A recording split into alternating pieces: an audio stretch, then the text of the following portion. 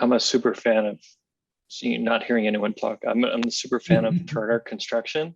I've worked with them for, gosh, I worked with them in my previous occupation for more than 10 years. So they're great people. And I saw a quote on their diversion rate that it was 1.8 million tons. And I was trying to figure out if that was 1 year or since they started recording.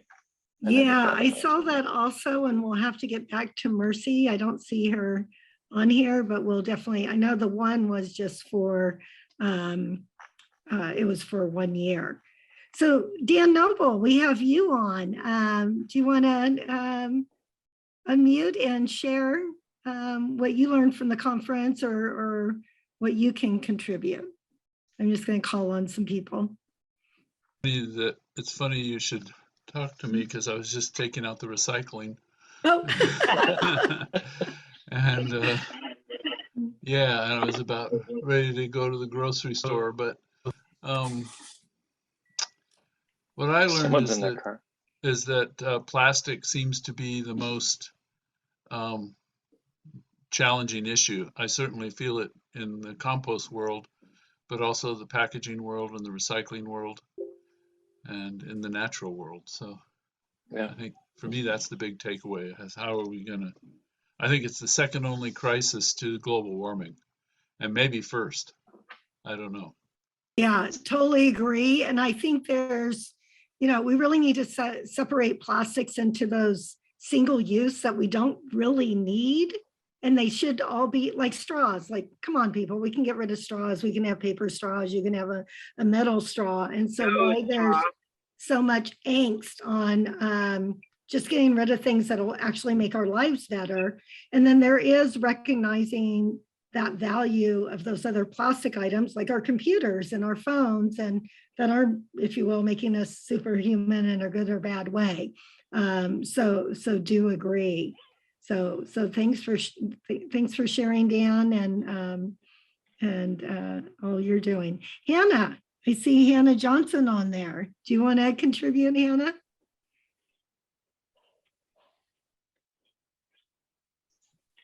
I'm just going to start calling on people. This is an open forum. So, and then after Hannah, I see Neil Cutler. Would love to hear from you.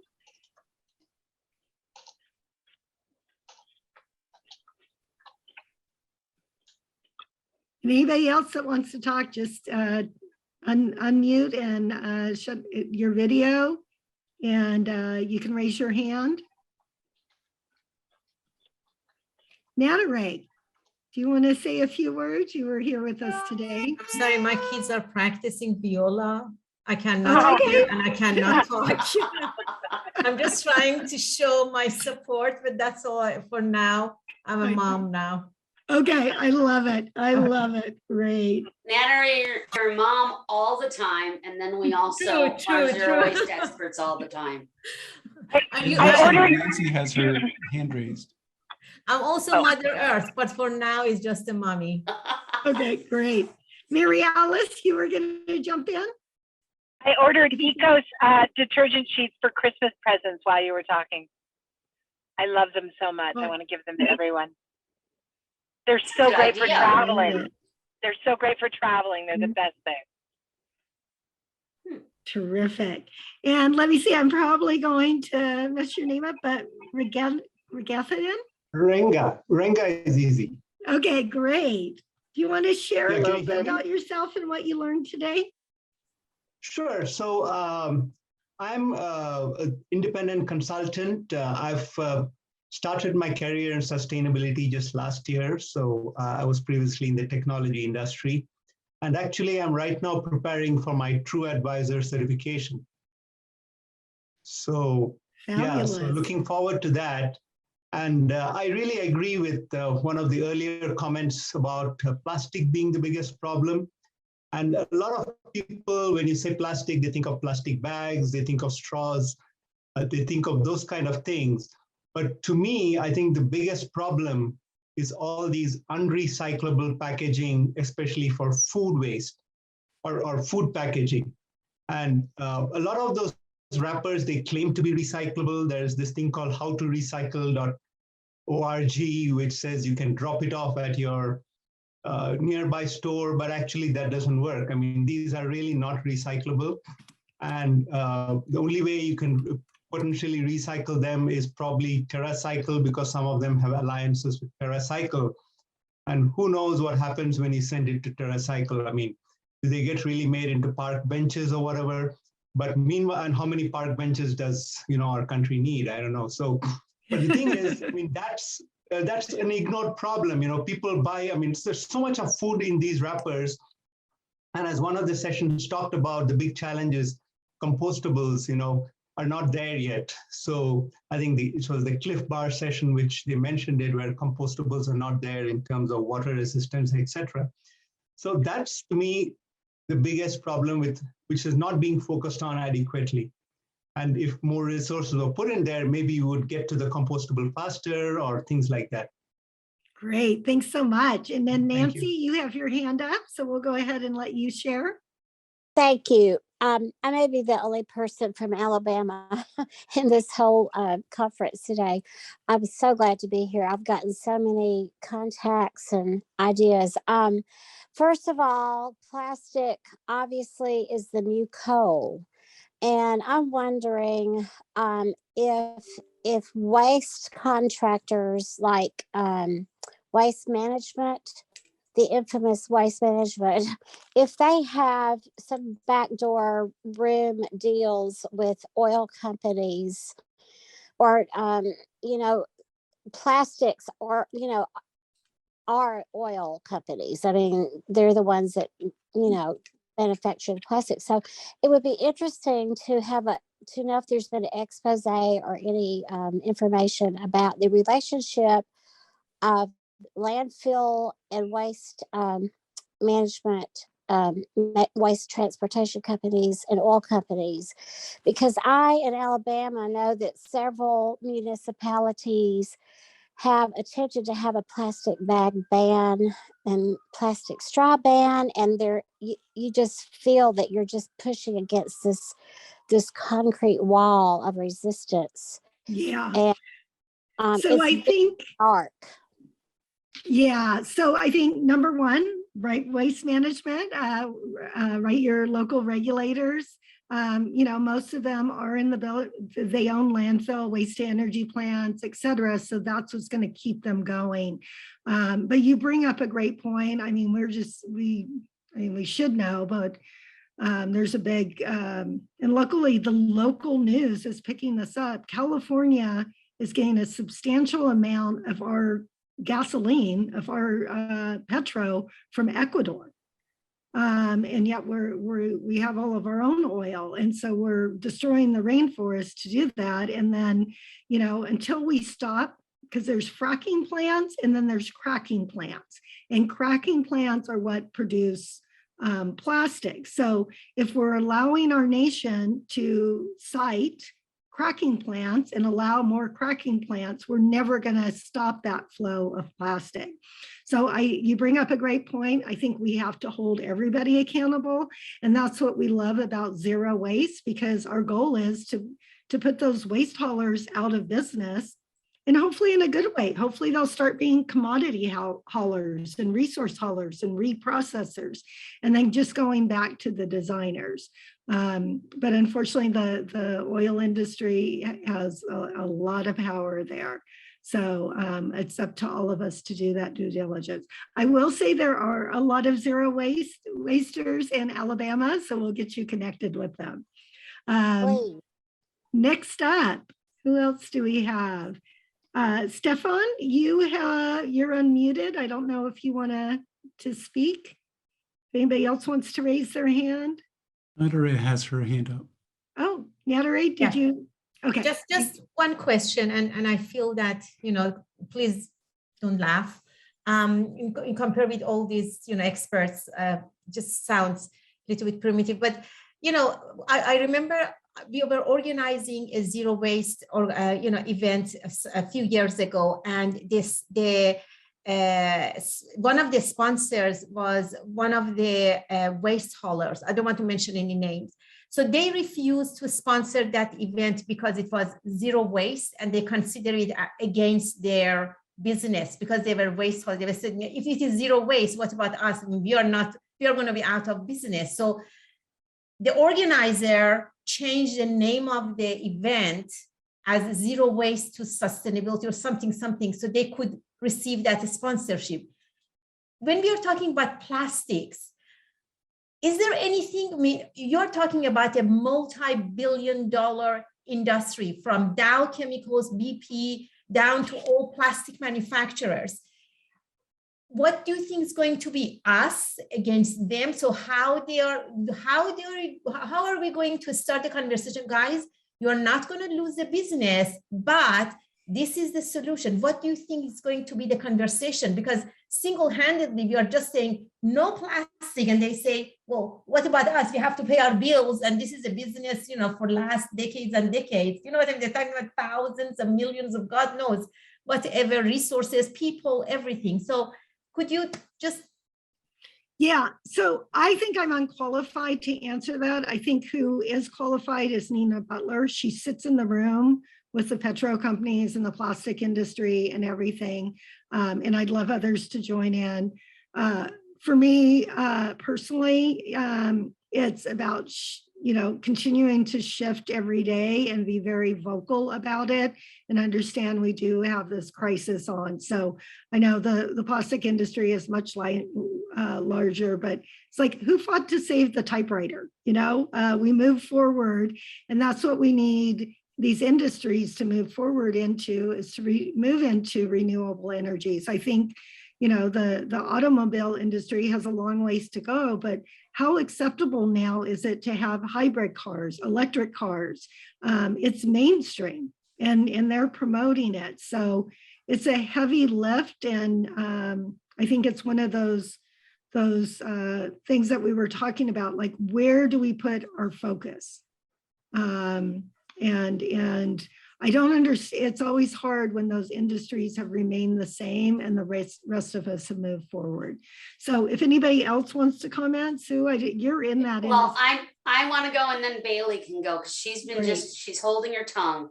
Okay. I work with a lot of companies, and it's mind-boggling that they want to do more. And then you say, well, let's get rid of these styrofoam cups. Oh no, they're our bread and butter. That's our profit margin. And I'm like, so, and you mentioned the cars, and I think that we're all getting to the point where, Ford, GM, any of them will look at something, and at some point they step over that hoop, and now electricity is good.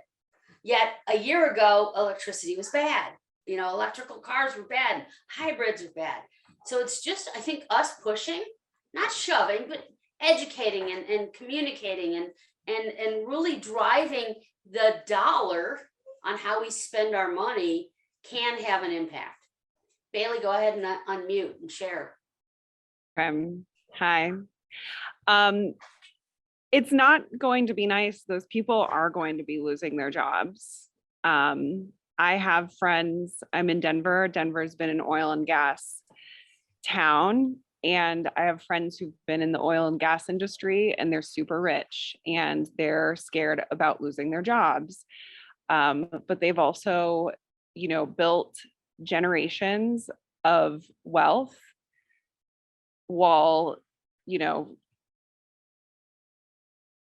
decimating other communities. And so I think that we shouldn't sugarcoat it. Like, people are going to lose jobs in the plastic and oil industry. And that is totally fair. And that is justice. People who are profiting off of polluting communities don't deserve those jobs. That is not a right livelihood. They're killing people and communities, and it needs to stop. And it's not going to be nice, and they're not going to want to hear about it. And there's a lot of greenwashing and sugarcoating involved, which, it needs to stop. And a lot of industries need to be completely taken down and new things rebuilt. And I have a very funny story coming from Denver. VF, Vanity Fair Corporation, who owns North Face, Smartwool, Vans, they're a huge fashion conglomerate. They moved their headquarters here to Denver, and next door, this huge oil and gas company commissioned them to buy a bunch of jackets and then embroider their names. And VF Corporation is so greenwashing. They have all these sustainability initiatives, but they won't promise to eliminate polyester and synthetics, which are fossil fuels, out of their lines, which will never be sustainable. And it's greenwashing to say that they are going to continue to produce fossil fuel clothing through imperialistic labor with racism and sexism involved. It's not ever going to be sustainable or ethical. And karma came at them in a really beautiful way. If you search on the internet, CityCast Denver podcast,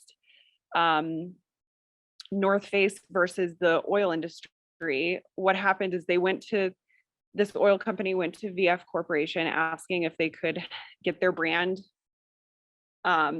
embroidered on the jackets, and VF Corp came back and they said, no, we don't work with fossil fuels and we're sustainable. And then the oil and gas companies said, you know what, like 95% of your products are fossil fuel based. So you work with us and we're calling you out for greenwashing. And they put billboards all around Denver saying that North Face puffer looks great on you and it's from the fossil fuel industry. Which I'd been saying for a while. I used to be a production seamstress. I sewed through recycled polyester that has endocrine disruptors. It messed up my health for a while. I broke out all over the place. So this stuff is very personal to me. When people greenwash plastic, and I just thought it was the funniest thing ever. They still have the website up that like North Face relies on fossil fuels, and like the fossil fuel industry paid for that, which I thought was like great. And so people can sugarcoat it and kind of, you know, go say like this isn't going to happen, but like at the end of the day, like it's not. Yeah, we've dug ourselves a big hole, and so it's going to take a lot to climb out. And I think it's, you know, and how many of us are wearing fleeces? And that's my vegan friends. They're like, oh, I got vegan shoes. And I'm like, but your vegan shoes are made from plastic and chemicals. So how really sustainable are they? So, you know, that's what we need to work on is how do we navigate it? How do we bring people in? How do we find the solution? So this has been great. And I think Bailey has some really, did you have one more comment, Bailey? Yeah, within that realm, like Fiber Shed is really amazing. Yes. Next conference, it would be really great to have like Rebecca Burgess or someone from there talking about regenerative fashion practices, because those are inherently zero waste because they decompose. And like you said at the beginning, like taking that waste out of your vocabulary, and within Fiber Shed ideology, there is no waste because it all biodegrades. Yes, Fiber Shed's amazing. I learned about that through Eco City. So we're going to ask that you go to the other breakout rooms and support our sponsors. This room will stay open, but Sue and I are actually going to bow out. We want to thank you so much for attending. So you can either call it a day or go visit the other breakout rooms. Chris is here to help you navigate that. And I'm sure there's some lively discussion going on. And let's continue this. We need to call each other out, but in a very compassionate, helpful solution way, because, you know, we're all there. And I think the biggest thing is transparency. And that's what I'm really excited about is we're okay to pull back the curtain and open up our dumpsters and our design and our supply chain to really understand what we're doing. So thank you again. I'm going to hand it over to Chris. He's going to help you get into the other breakouts, and just have a beautiful day, evening, and I hope to see you all tomorrow.